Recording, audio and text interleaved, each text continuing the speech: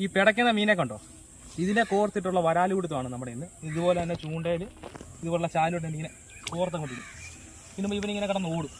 ഓടിക്കഴിയുമ്പോൾ വരാലോ അല്ല നമ്മുടെ ചേറുമീന്, അതുപോലെ തന്നെ എന്താ പറയുന്നത് വാള, അങ്ങനെയുള്ള മീനുകളൊക്കെ കയറി വെട്ടും.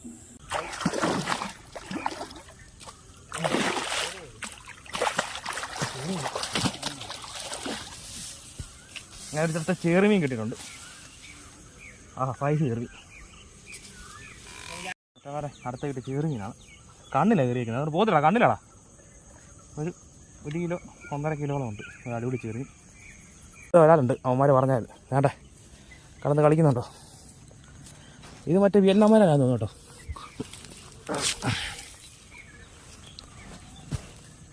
കൊള്ളാം, അത് കൊള്ളാം. എടുത്ത് കയറ്റിയിട്ട്